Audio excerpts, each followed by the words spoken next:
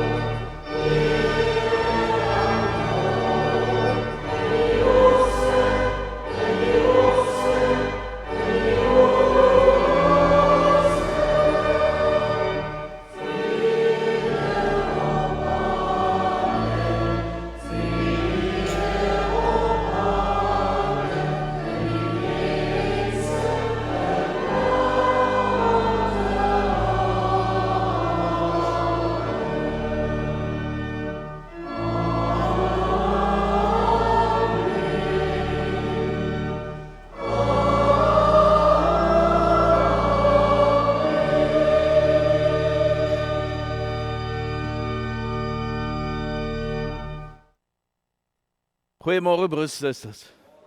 Baie welkom. Ons is dankbaar julle is hier so en ek dink jou hart hang af van of jy cricket of rugby gekyk het gister. Maar ek is bly julle is hier so en dat ons in blydskap in die teenwoordigheid van die Here kan wees, ongeag hoe die wêreld daar buite lyk en hoe ons spanne vaar soms.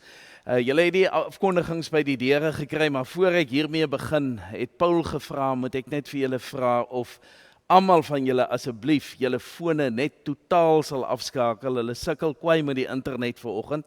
Hy's baie stadig, so hy hang. En soms het die fone wat in die omgewing is, wat aangeskakel is, het 'n invloed op die syne. So kom ons probeer help. Nie net op silent hier asseblief, sit hom maar heeltemal af. Baie dankie. So terwyl julle nou besig is daarmee, sê sommer gou vir mekaar welkom en môre en seën en al sulke goed.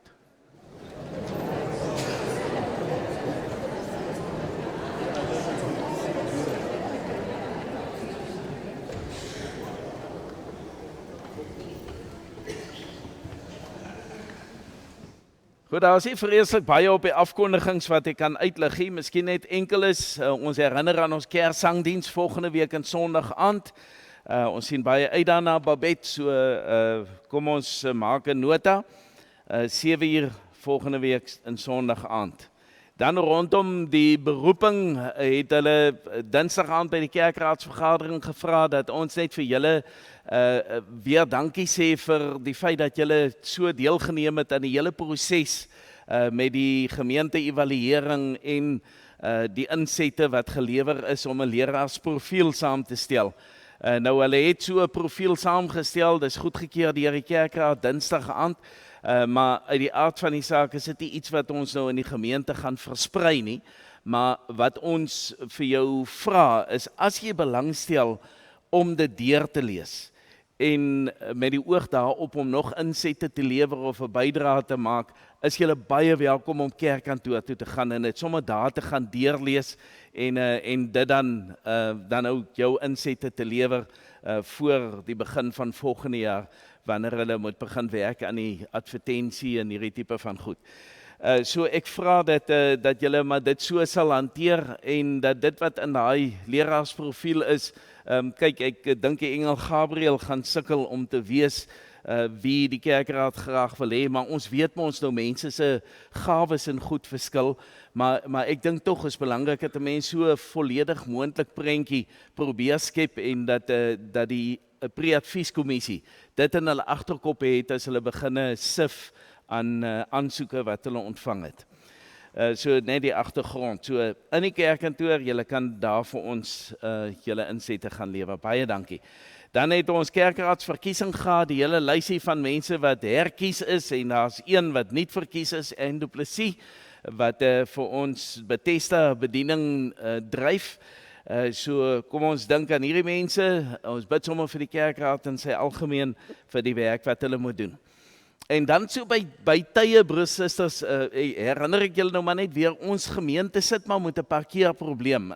So ons is afhanklik daarvan dat ons soms agter mekaar moet parkeer in parkeerplekke en dit beteken dat jy potensieel iemand kan vasparkeer of vasgeparkeer kan word.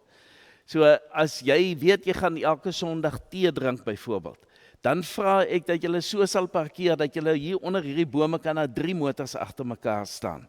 Dat julle so parkeer dat julle in die middel staan, want julle weet mos nou julle gaan bietjie gesels en kuier en so, dan jaag ons nou nie mense se bloeddruk onnodig op nie.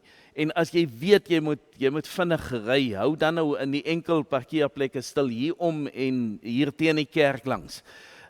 Maar kom ons help mekaar om soveel as moontlik parkeerplekke beskikbaar te hê vir al hier mense wat kom besoek, soos volgende Sondag aand hopelik, dan vra ons maar dat julle wat nou deel is van die gemeente, dat julle lekker geduldig is en vir mense geleentheid gee om maklik parkering te kry. Dankie dat ons op julle knoppie kan druk wat dit betref. Dan by die Kersmark moet julle asseblief weer die advertensie gaan kyk na die hulp wat nodig is. Hulle het nou genoeg pannekoekbakkers, maar nou soek hulle rollers. Ek dink as 'n mens nou nie in die Swartland groot geword het, dan klink dit iets soos rollers, jy weet. Okay, so dis nou hierdie mense wat die suiker gooi en dan rol hulle hom op. So as daar sulke mense is, sal ons bly wees as julle kan aanmeld en dan soek Suzette nog helpers in die teekamer wat nou so met skofte aan diens moet wees en dan soek ons nog toesighouers en deurwagte asseblief en pakkers by die tils, by die kasregisters. Die diensroosters is daar so in daai portaal. En dan is die afkondiging maar weer daar van mense wat 'n bydrae vir Philemon wil maak en dit is dit. Broers, susters, een van ons lidmate, Linda van Heerden, sy het haar hand aan die pen gewaag so 'n paar jaar gelede toe sy nou afgetree het en toe sy begin skrywe. En sy het so, seker nou al 2 jaar terug wat jy die vrug van die Gees uitgegee het, nee Linda. Dit is die blouerige boekie hier op regterkant. So ek gaan vir Linda geleentheid gee om gou vinnig met julle te gesels oor haar jongste boek wat 'n Bybeldagboek is. So jy's welkom om vorentoe te kom.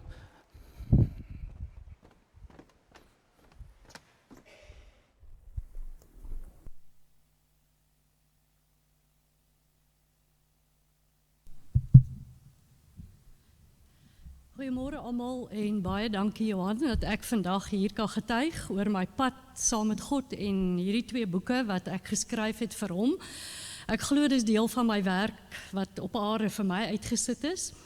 Ek het in 2022 getuig hier oor hoe God die stryd tussen die ou mens wat volgens ons sondige natuur lewe en die nuwe mens wat nou veronderstel is om hierdie vrug van die Gees te dra, heeltyd op my hart bly sit het. En ek is 'n woordmens en ek wou verstaan wat beteken hierdie 9 eienskappe wat Paulus in Galasiërs 5 vers 22 en 23 noem. Wat vra God van ons as hy sê ons met liefde, vreugde, vrede, dra as 'n vrug? Wat vra hy van ons?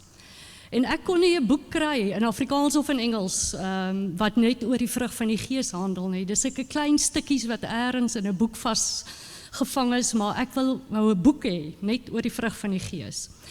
En in my eie geestelike reis het die Gees my nou aangehou dring, totdat ek, soos Johan sê, my hand op papier gesit het en hierdie boekie geskryf het oor my eie geestelike reis. Dit was nou vir 2 jaar al op die Kersmark beskikbaar, maar ek is regtig dankbaar om te sê dat hierdie boek het vir my 'n nuwe verstaan van die vrug van die Gees gegee. Gaan lees maar gerus weer in Galasiërs 5. Die vrug word as 'n enkelvoud genoem. Dis een vrug, maar daar's 9 eienskappe. Vir my is dit soos 'n nartjie. Dink aan 'n nartjie. 'n nartjie is nie 'n nartjie as hy al die segmente het en die skil om het, dan is hy 'n nartjie. Nou ons dra eers volgens my die vrug van die Gees as ons al 9 hierdie eienskappe uitleef. As ons hulle almal dra, jy kan nie kies vandag wil ek geduld dra en môre wil ek vriendelikheid dra nie. Dis een vrug soos 'n nartjie, dis 'n enkelvoud wat Paulus sê. So dit het vir my 'n baie diep begrip gegee. Ek het toe begin om op Facebook, ek was nooit in my lewe op Facebook nie, maar my kinders en hulle het gesê, nou moet ek as skrywer op Facebook wees, het ek lewensstories gekoppel aan die vrug van die Gees begin vertel en inspirerende woorde. En dit het nou eintlik die aanlooppad begin na die tweede boek toe. Na hierdie Bybeldagboek Vrug dra deur die Gees vir God. Hierdie lewensstories het my laat besef hoe gebrekkig my eie uitleef van hierdie vrug van die Gees is elke dag. En as ek so rondgekyk het, was ek nie die enigste een wat baie keer daarmee gesukkel het nie. En ek wil nou net vandag vertel dat om 'n Bybeldagboek te skryf, heeltemal 'n ander speletjie is hierdie boekie. Iemand het gespot, Mias van Jaarsveld by CLF het gespot, hierdie is my honeursgraad en hierdie is 'n PhD. Toe het ek vir hom gesê, nee, hierdie is nie eers 'n graad nie, maar hierdie voel soos 'n PhD, ja. Dit is werklik 'n ander tipe skryf om 'n Bybeldagboek te skryf. Ek is net 'n gewone kind van God, wat net 'n diep passie en liefde vir God het. En wie's ek nou om 366 Bybelverse te kies en stories daaraan te koppel en alles gaan oor die vrug van die Gees. Ek het heeltemal onbevoeg gevoel om dit te doen eintlik. En ek het vir Barend Vos, Dominee Barend Vos uit beide boeke toe geredigeer al. Het ek vir Barend gekontak en vir hom gesê, ek wil nou hierdie Bybeldagboek skryf, net oor die vrug van die Gees, sal jy dit asseblief weer vir my redigeer? En Barend het toe eers vir my geluk gewens, dat ek mal genoeg is, soos hy sê, om tweede boek te skryf. En vir my gevra, en ek lag nou nogal oor, Linda, is jy mal? 'n Bybeldagboek? Net oor die vrug van die Gees? Ek sien nie eers kans daarvoor nie, maar ek sal dit vir jou redigeer. Ek het toe besef hoe styl hierdie pad is wat ek aanpak, maar ek wil vandag getuig dat die Gees en God drie-enig elke iets voorsien het wat ek nodig gehad het om hierdie boek te skryf.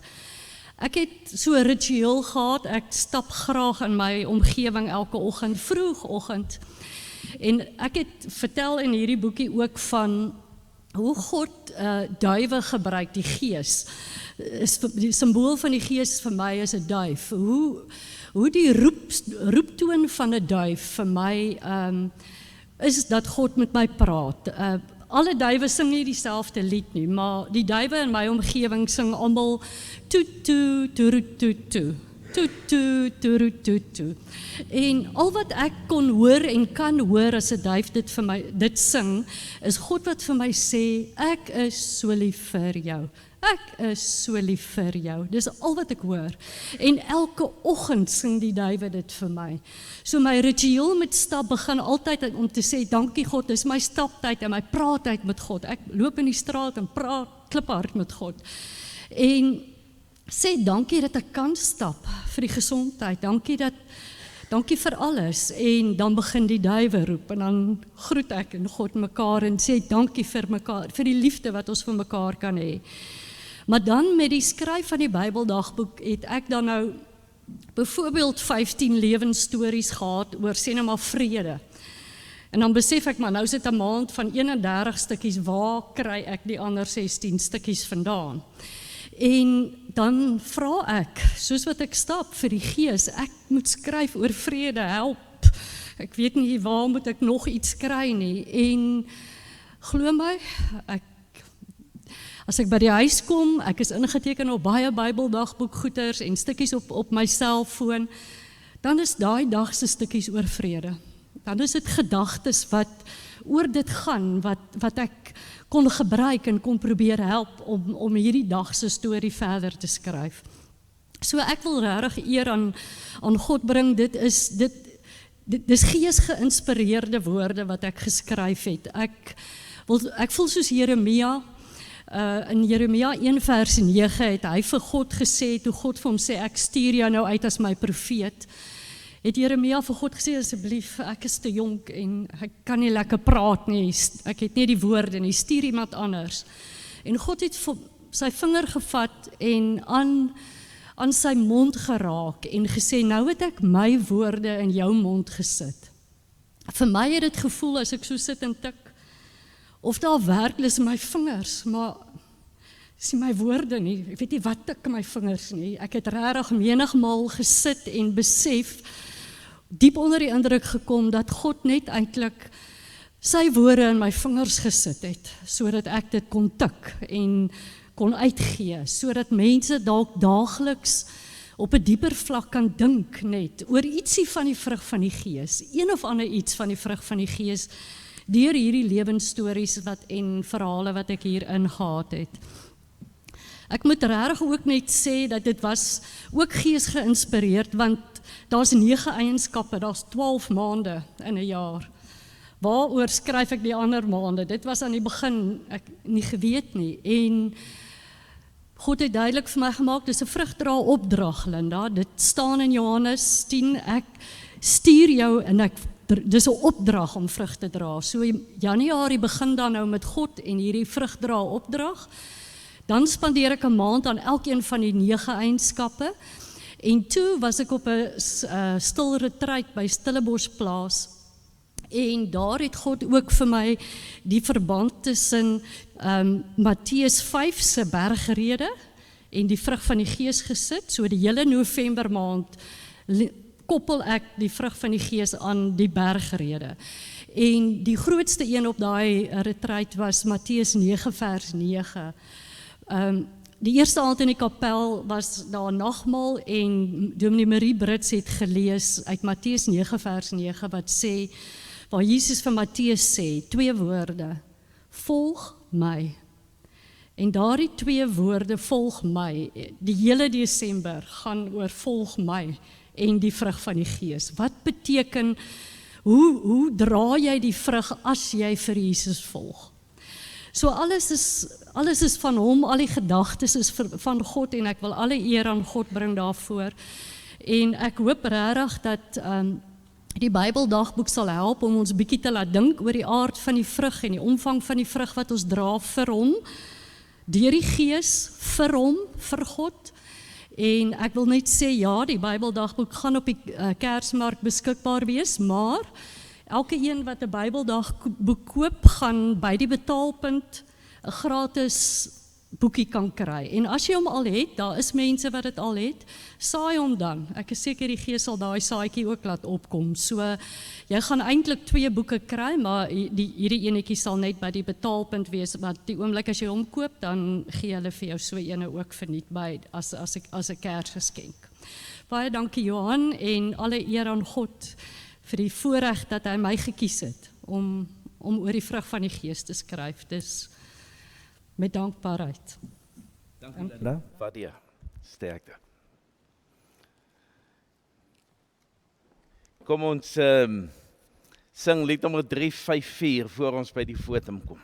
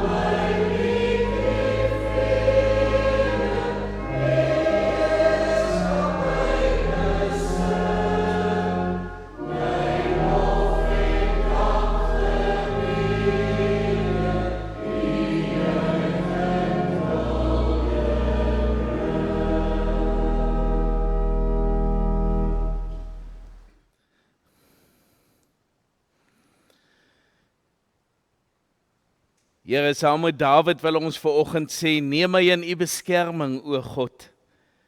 Ek soek skuiling by u. Ek het vir die Here gesê, ek behoort aan u. Daar is vir my niks goeds nie, behalwe by u. Here, u is my lewe. U sorg vir my. Wat ek ontvang, kom alles van u af. 'n pragtige deel is vir my afgemeet. Ja, wat ek ontvang het, is vir my mooi. Ek het die Here altyd by my. Omdat hy by my is, sal ek nie struikel nie. Daarom is ek bly en juig ek en voel ek my veilig.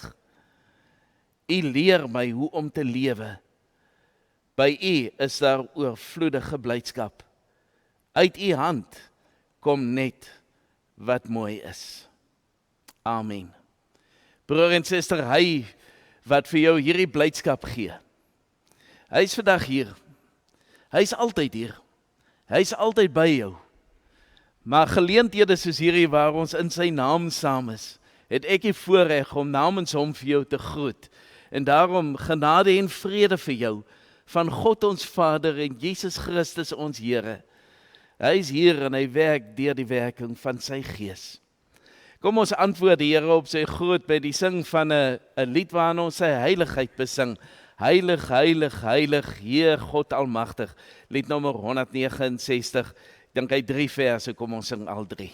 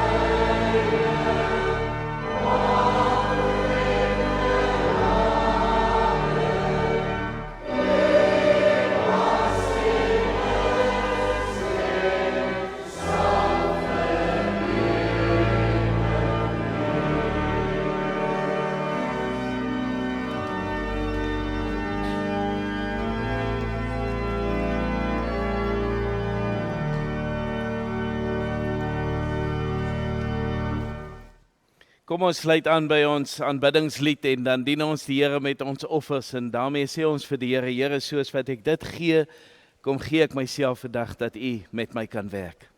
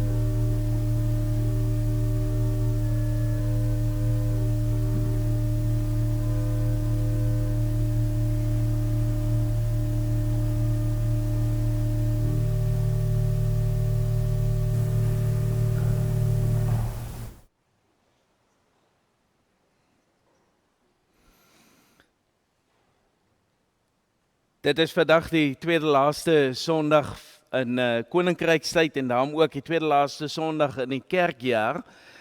Die laaste 4 Sondae is die Sondag van volëinding, of die seisoen van volëinding, en ons lees vandag uit Daniël hoofstuk 12. Daniël hoofstuk 12.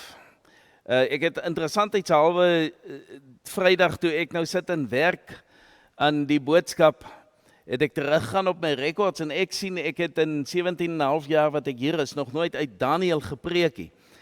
So welkom. Daniël bestaan net uit 12 hoofstukke. Hy is een van die 5 groot profete. So dit is Jesaja, Jeremia, die klaagliedere van Jeremia, Esegiel en Daniël. So Daniël dra baie kragtige boodskap in die opsig dat hy uniek is.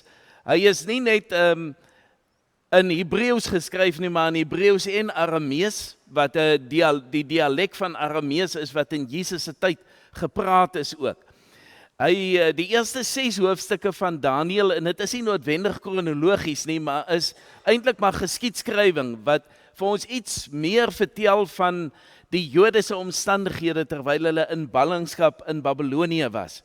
Maar vertel dan vir ons baie meer oor Daniël en sy 3 vriende, die van julle wat katekisasie gehad het en hierdie name moes onthou. Ons het altyd gesê Saalsak, Meelsak en Abednego, appeltjie een oog, nee. Sadrag, Mesach en Abednego is die name van sy 3 vriende. Julle sal onthou, dis die 3 vriende wat in die oond was ook en wat die engel kon beskerm het ensovoorts. Die laaste 6 hoofstukke van hoofstuk 7 tot by hoofstuk 12 is eintlik 'n apokaliptiese geskrif. Nou dis 'n baie groot woord om eintlik net te sê, dis 'n eindtydsgeskrif. So 'n baie sterk vergelykende beelde tussen die tweede deel van Daniël in Openbaring. So in die Nuwe Testament kry ons dan Openbaring as 'n eindtydsgeskrif. In die Ou Testament is dit die enigste een wat spesifiek met visioene en gesigte werk wat oor die eindtye gaan. So as ons by Daniël 12 vandag stil staan, dan is dit die laaste hoofstuk van hierdie apokaliptiese gedeelte van die Daniël profesie. So lees ons dit, dan weet ons dit moet vir ons iets sê oor die tyd waarin ons leef ook, want ons weet mos dat as ons praat oor die eindtye, dan praat ons oor die tyd tussen Jesus se hemelvaart en sy wederkoms. En sover ek weet, het die wederkoms nog nie plaasgevind nie, so ons leef in daai tyd. Dis waar ons is. So as ons hierdie gedeelte lees, dan kry ons nogal dat hy met ons praat in taal wat ons verstaan. Voordat ons saam lees, kom ons, miskien kan ek dan nou net sê, so hierdie laaste 6 hoofstukke handel basies uit die stryd wat daar tussen sekere koninkryke in die wêreld is.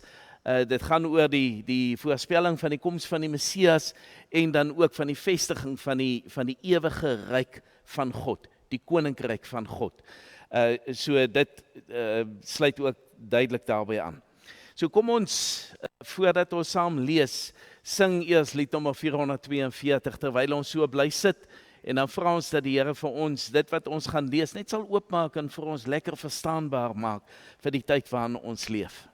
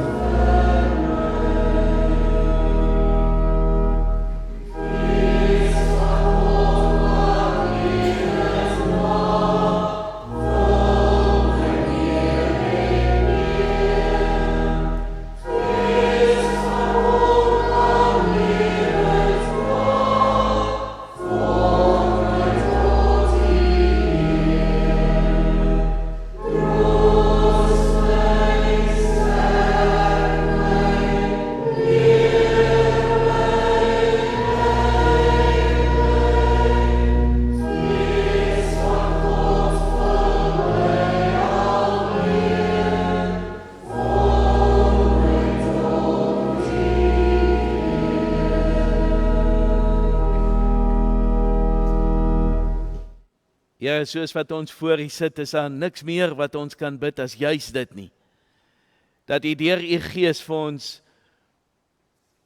sal vorm, sal sterk, sal moed inpraat, sal motiveer om onder sy leiding te leef. Heilige Gees, kom vul ons meer en meer met U self, ook deur die toeneem van ons kennis oor U en U woord. Dit vra ons in Jesus se naam. Amen. Daniël 12 vers 1, in daardie tyd sal Michael, die groot engel wat oor die lede van jou volk wag hou, op die toneel verskyn. Dit sal 'n swaar tyd wees. So swaar, soos dit nog nooit was vandat daar nasies is nie. In daardie tyd sal almal uit jou volk wat in die boek opgeskryf is, gered word. Baie van die wat ontslaap het, sal uit die graf opstaan.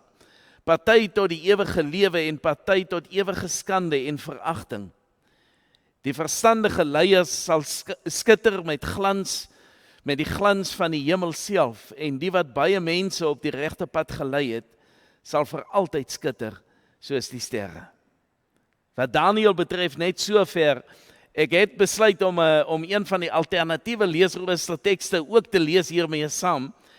Dit is Markus 13, die eerste 13 verse, en julle sal hoor, dis 'n baie bekender gedeelte wat vir julle bekend op die ore sal val ook. Toe Jesus van die tempel af weggaan, sê een van sy disippels vir hom, Here, kyk wat 'n geweldige klippe en wat 'n geweldige geboue. Jesus sê vir hom, sien jy hierdie groot geboue? Hier sal nie een klip op die ander bly nie. Alles sal afgebreek word. Jesus het op die Olyfberg gaan sit reg oor die tempel. Toe hulle alleen was, vra Petrus, Jakobus, Johannes en Andreas vir hom, sê vir ons, wanneer sal dit gebeur en wat sal die teken wees van wanneer dit alles voleindig gaan word? Jesus sê toe vir hulle, pas op dat niemand julle mislei nie. Daar sal baie onder my naam kom en sê, dit is ek, en hulle sal baie mense mislei. En wanneer julle die rumoer van oorloë en gerugte van oorloë hoor, moet julle nie verskrik wees nie. Dit moet kom, maar dit is nog nie die einde nie. Want die een nasie sal teen die ander te staan kom en die een koninkryk teen die ander. Daar sal aardbewings op baie plekke voorkom, daar sal hongersnode wees. Hierdie dinge is geboortepyne, die begin van die nuwe tyd. En julle moet julle self op julle hoede wees. Julle moet teen julle self op julle hoede wees. Mense sal julle aan die geregshowe oorlewer. In die sinagoges sal julle geslaan word en voor goewerneurs en konings sal julle oor my teregstaan. Dit sal 'n getuienis wees voor hulle.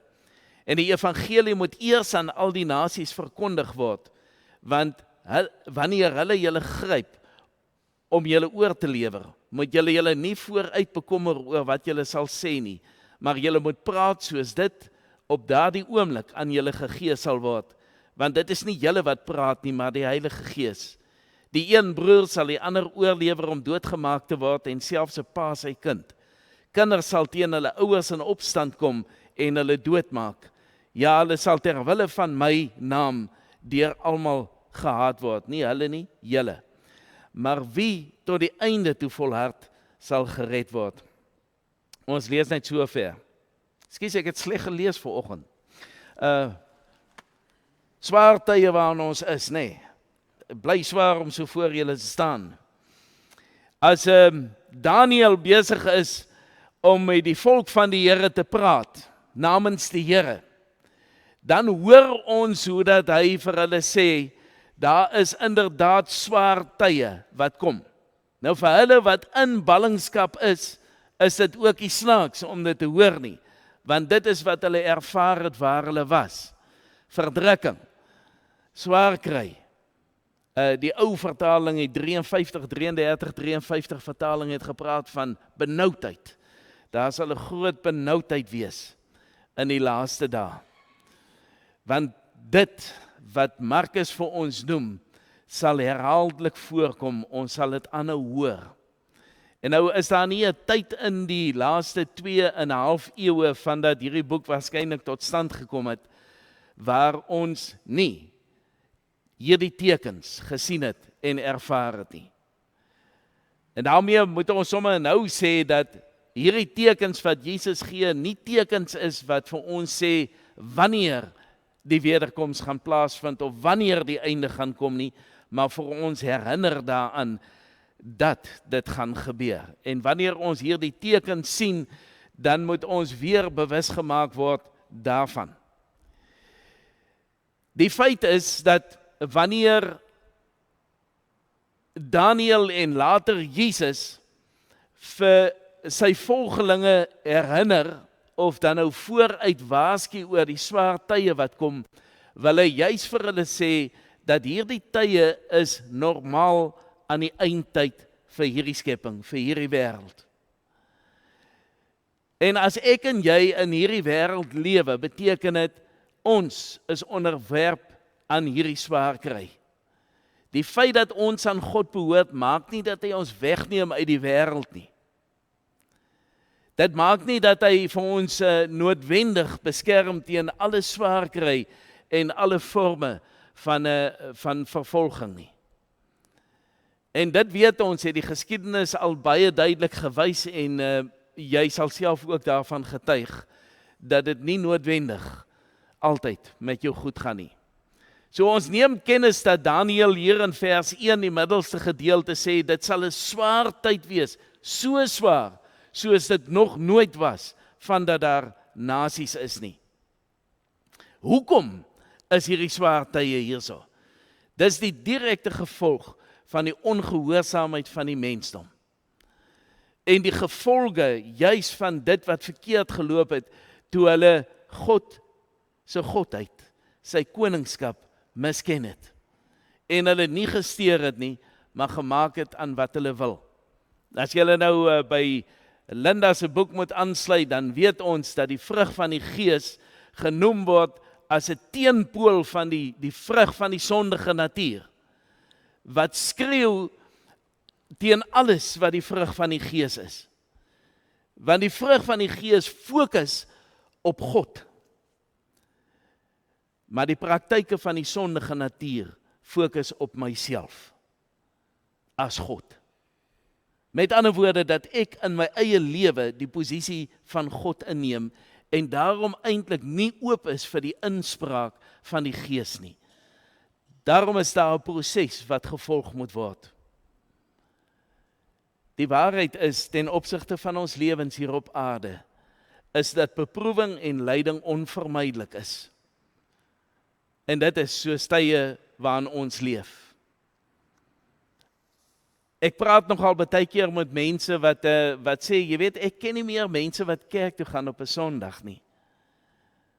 En daarom gaan ek ook nie noodwendig kerk toe nie. Dit is so asof die kultuur van die tyd waarin ons lewe, dit wat voorheen belangrik was, of dit afgewater word, asof daar nie meer vreeslik baie waarde insteek nie, of daar iets tradisioneel, iets oudtyds aan is, om die Here openlik te dien, en ook op hierdie wyse, wanneer ons as gelowiges rondom sy woord by mekaar is. So, waarom praat die Here met ons oor hierdie swaar tye wat kom? Is eintlik eenvoudig. As God vir ons sê wat kom, deur Daniël of deur Jesus of deur Paulus of deur wie ook al, dan wil hy eintlik juist daarin vir ons sê, ek kan vir julle sê wat kom, ek kan vir julle sê wat gaan gebeur, want ek is God. Ek is volledig in beheer van alles wat gebeur. En daarom die baie beloftes in sy woord, dat ons nie bo ons kragte versoek sal word nie. En dat ons die krag en genade sal ontvang wat ons nodig het om staande te bly, as ons in afhanklikheid van hom bly leef. Daarom as hy waarsku van hierdie swaar tye, dan wil hy daarin eintlik vir ons sê, ek weet waarvan ek praat, want ek is God. Ek regeer Ek besluit wanneer die einde kom. Jy sien, hy wil hê, ek en jy moet weer gaan sit en dink oor die konsekwensies of die gevolge van al ons besluite, van al ons aksies, van al ons getrouheid. Ons moet weet, dit het ewige gevolge. Dit wat ons dink. In die Markus Evangelie lees ons hoe dat Jesus saam met sy disippels by die tempel verbystap en hoe hulle verwonderd is oor hierdie groot geboue wat hier gebou is. En hierdie massiewe klippe wat op mekaar gestapel is om die mure te vorm. En dan vertel hy vir hulle dat al is hulle so beïndruk met dit wat hulle sien, sal niks daarvan bly staan nie. En ons weet dat sy profesie in 70 na Christus waar geword het, toe die Romeine die tempel van Herodes wat toegestaan het, platgeslaan het met die grond. En daar niks oorgebly het daarvan nie. Jesus het geweet, dit kom. As hy sy disippels waarsku, dan wil hy hê, hulle moenie vashou aan dit wat tydelik is nie, dit wat aards is nie, dit wat verganklik is nie.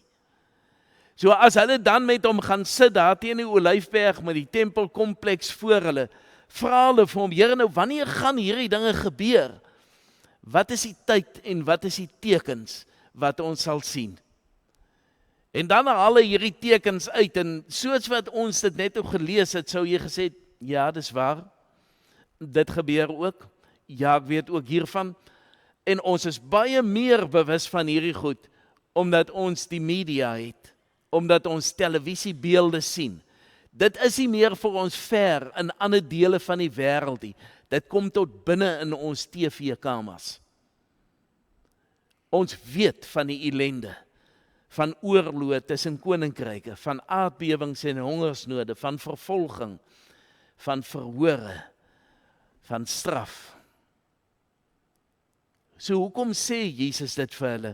Sodat hulle nie moet bang wees as hulle hierdie verwoesting sien nie. Sodat hulle nie moet weghardloop daarvoor nie.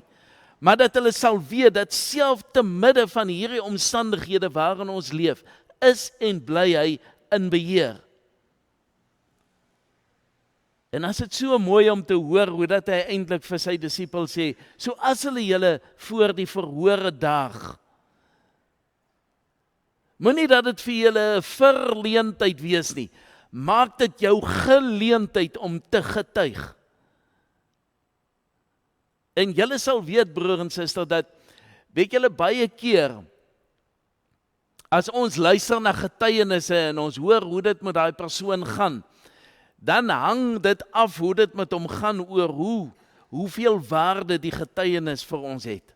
As dit met daai persoon net altyd goed gegaan het, dan is dit sommer asof daai getuienis so bietjie ligter is. Maar as ons weet, dis iemand wat regtig in ellende verkeer, wat getuig oor hoe goed die Here vir ons is, dan het dit 'n impak op ons lewens. So dit maak eenvoudig sin as Jesus vir hulle sê, die oomblik as jy in hierdie oomblikke van verdrukking kom, dan is dit wat jou getuienis eintlik kosbaar raak. Die vraag is net, wat getuig jy dan? Sou jy dan kon getuig van die liefde en die grootheid en die genade van God? Wel, die een belofte wat hy vir ons hier deur Daniël gee, is in die eerste deeltjie, in die derde deeltjie van vers 1, sê hy, in daardie tyd sal Michael, die groot engel, wat oor jou lede van jou volk wag hou, op die toneel verskyn. In daardie tyd sal almal uit jou volk wat in die boek opgeskryf is, gered word. So wat beloof die Here? Hy sê, ek sien jou, daar waar jy in jou swaar kry is. Moenie dink ek sien jou nie. En my beskermengel Michael sal na jou omsien. Gaan hy al jou swaar wegvat? Nee, hy gaan nie al jou swaar wegvat nie. Maar gaan hy vir jou beskerm binne die wil van God? Ja, verseker. Dis wat hy beloof, want God is God. So hy vrywaar ons nie noodwendig van swaar kry nie. Hy kom sê vir ons, wees bewus daarvan dat jy sal swaar kry, iewers ter vorentoe, as dit nog nie met jou gebeur het nie. Maar moenie bekommerd nie, want dit kan jou nie van die liefde van God skei, soos Paulus in Romeine 8 verkondig nie. Want jy sal gered word as jou naam in die boek staan. Jy sal gered word as jy getrou is, as jy vashou aan dit wat God in Jesus vir ons kom doen het. Maar hoekom is dit nodig? Hoekom kan die einde nie maar kom nie? Wel, daar is eintlik nog 'n opdrag wat uitgevoer moet word. In Markus 13 vers 10 en 11 sê hy, en die evangelie moet eers aan al die nasies verkondig word. Dit moet eers gebeur. Wie kan die evangelie aan al die nasies verkondig? Verseker nie hulle wat dit nie het nie. So wie het die evangelie? Ek en jy, broer en suster, ons is toegerus met die waarheid. Ons het die woord. En dan is dit ons opdrag om oor hom te getuig. Want moenie dink mense wat onbereik is altyd ver nie. Dis baie keer daai ouens wat by die kasregisters in die mall jou skouers skuur. Wat lankal hulle rug op die Here gedraai het. En vir wie die Here dalk nie meer bestaan nie. En nou hoor ek wat jy sê. Wie ek getuig in my lewe nooit. Jy weet, daar was 'n tyd toe ek ook vir die Here gesê het, Here, moenie laat ek 'n werk doen wat ek moet lees of met mense hoef te praat nie. Jy glimlag nie, nee. Ek is ernstig. So ek hoor hoe dat jy sê, ek is nie 'n prater nie. Ek kan nie voor mense optree nie. En moenie vir my vra om standpunt in te neem in 'n geselskap waar ons besig is om te gesels en dinge 'n bietjie suid gaan nie. Hoor bietjie wat beloof Jesus hier vir sy disippels. Wanneer hulle julle gryp om julle oor te lewer, moet julle nie vooruit bekommer oor wat julle sal sê nie. Maar julle moet praat soos dit op daardie oomblik aan julle gegee sal word, want dit is nie julle wat praat nie, maar die Heilige Gees. Julle gehoor wat het Linda net toe gesê? Ek sien my vingerstuk, maar die woorde is nie my woorde nie. En dit is presies wat Jesus beloof. Nie vir mense wat noodwendig doktersgrade of jy's professor gewees, nee, Linda. Nee. Wat titels het nie. Vir gewone mense, broer en suster, vir vissermanne, vir 'n tollenaar, sê Jesus, moenie bekommerd wees nie.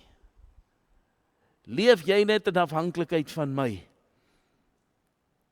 en maak jou mond oop. Ek sal vir jou die woorde gee. Onthou, so 'n klompie jaar gelede, ryke tannie in Kraddock uit saam met Helleberg uitreik, sy span wat Bulgarië toe gaan. En sy sê vir my, Johan, hulle sê vir my, ek sal moet preek, jong. Ek sê vir hom, lekker vir jou, tannie Rut, doen so. Sy sê, maar ek kan nie preek nie, Johan. Dis sê ek, tannie Rut, maak jou mond oop. Die Here sê jou laat praat. En sy het van daai uitreik af teruggekom en sy het vir my gesê, Johan, is waar wat jy gesê het. Ek het my mond oopgemaak en die Here het my laat praat. Die oomblik as jy begin twyfel of jy dit kan doen, twyfel jy nie aan jouself nie, maar twyfel jy aan die woord van God, aan sy beloftes en aan die vermoë wat die Heilige Gees het om in gewone mense te werk. Hoor jy mooi wat ek sê? Die Here wil vir jou gebruik. En sommer elke dag daar waar jy leef. So kom ons maak klaar. Daniël 12 vers 2, kom herinner ons aan dit wat vir ons motiveer. Kom herinner ons aan dit wat vir ons voorlê. Hy vertel vir ons van die opstanding. En hy vertel dit vir ons in geen onduidelike taal nie. Hy sê sommige mense sal opstaan tot die ewige lewe, maar party sal opstaan tot die ewige skande en veragting. Die woord bly waar, broer en suster, daar's net 2 bestemmings. En dit hang van jou keuse af, wat jy met God se genade maak. Wat jy maak met dit wat Jesus kom doen het.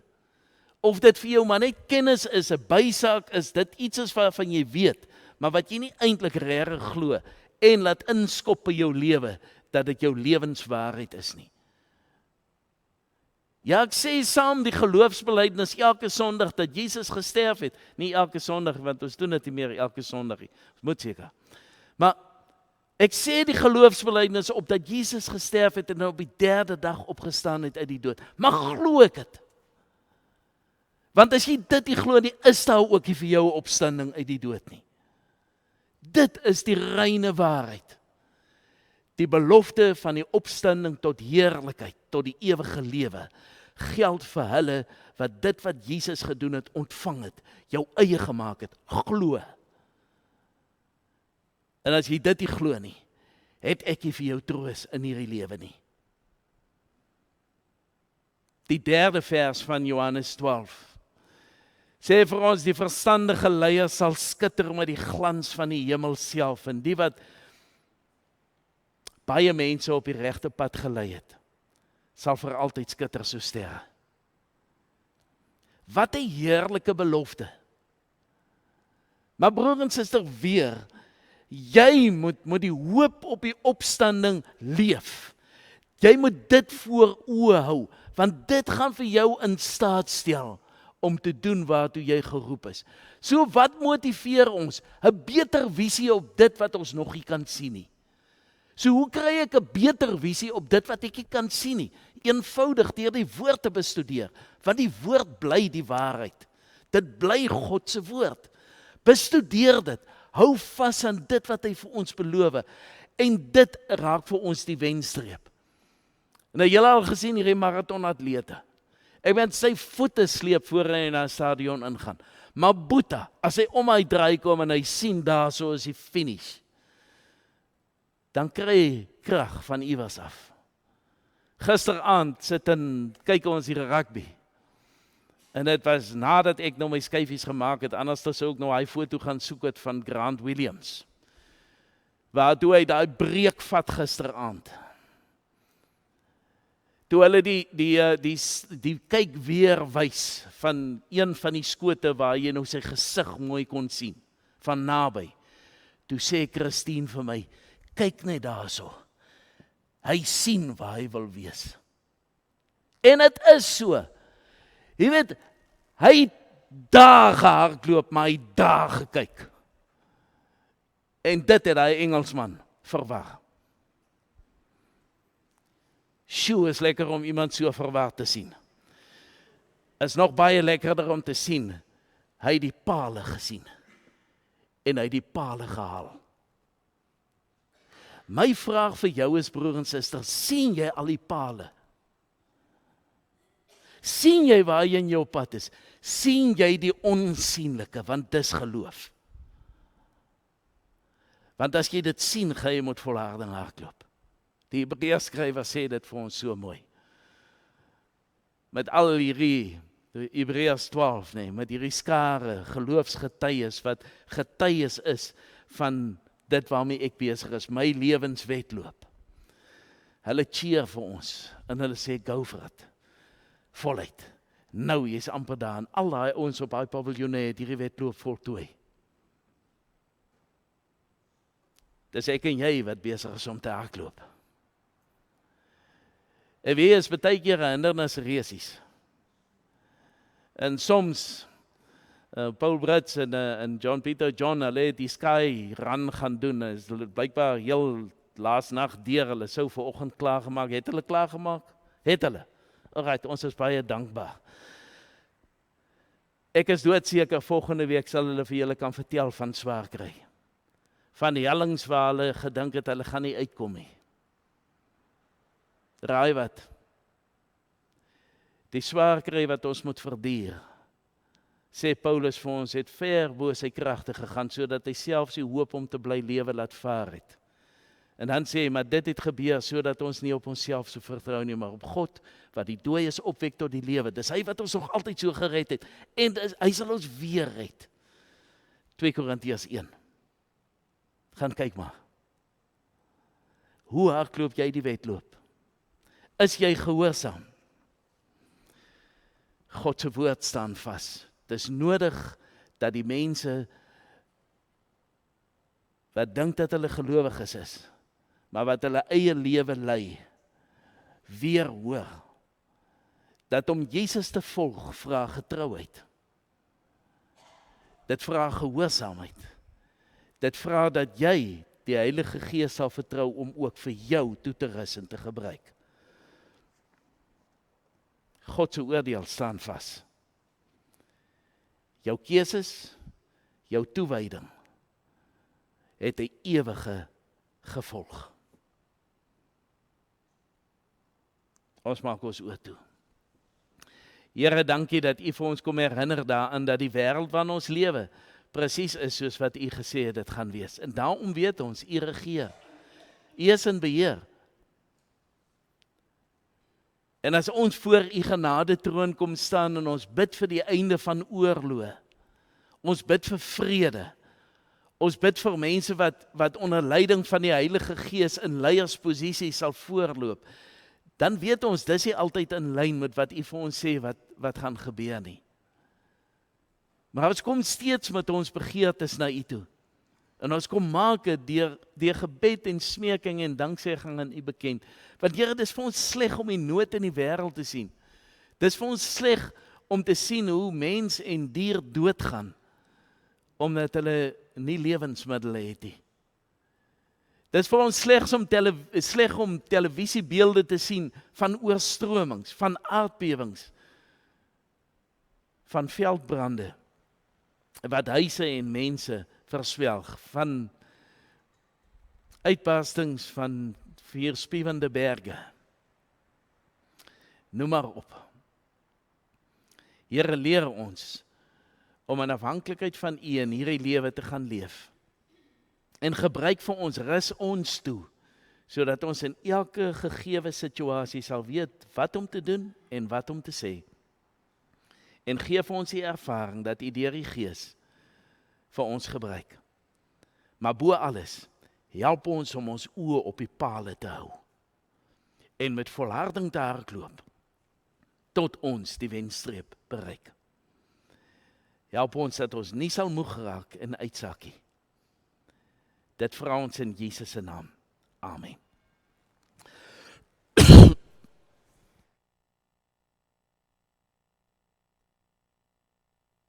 Kom ons sluit af met lied nommer 602 en ek dink as ons nou 'n prentjie van die onsigbare voor ons moet opsit, dan sing ons hieroor. Kom ons sing vers 1, 2, 4 en 5 daarvan.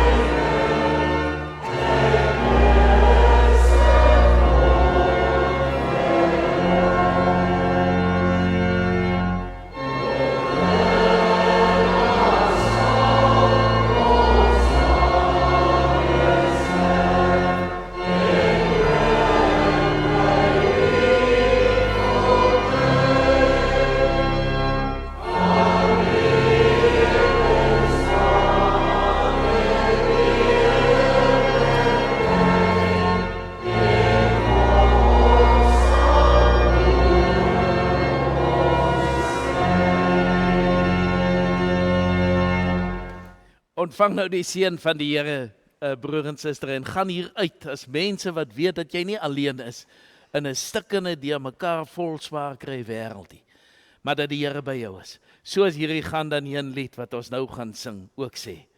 So weet dat die Here jou nooit in die steek sal laat nie, dat hy jou sal bemagtig, bekragtig met wat jy ook al nodig het.